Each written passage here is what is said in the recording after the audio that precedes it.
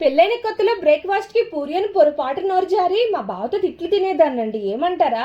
నేనేమో మనసా వాచా పూరి అని సలసలా మరిగే నూనెలో కూడా అదే విధంగా వేసిద్దానండి. కానీ అవేమో అప్పుడాలు ప్లేట్లోకి వచ్చేవి.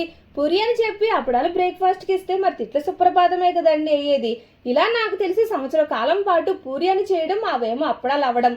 అలా పూరి మీద నాకే చిరాకొచ్చి ఎన్నో వీడియోలు, గొప్ప గొప్ప మేధావుల సలహా మేరకు పూరి ఎలా పొంగాలని స్టడీ చేసి మొత్తానికి కిచెన్ లో పూరి మీద ప్రయోగాలు చేసి 1-5 మార్నింగ్ పూరి పొంగే ప్రయోగం సక్సెస్ అయ్యేలా చేశానండి.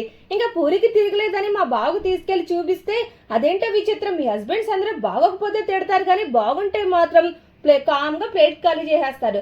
అందుకే ఈసారి రీసెర్చ్ బాగుంటే ఎందుకు పొగడు ఈ హస్బెండ్స్ అన్న దాని మీద చేద్దాం అనుకుంటున్నా. ఇంతకీ మీరేమంటారో కామెంట్ రూపంలో తెలపండి. ఈ కడాయి చూసి ఎవరైనా భయపడతారేమో అని చెప్పి ముందే చెప్పేస్తున్నది. వంశపారంపరంగా వస్తుందండి బాబు పూరి కడాయి అనమాట. ఉంటాను, బాబాయ్.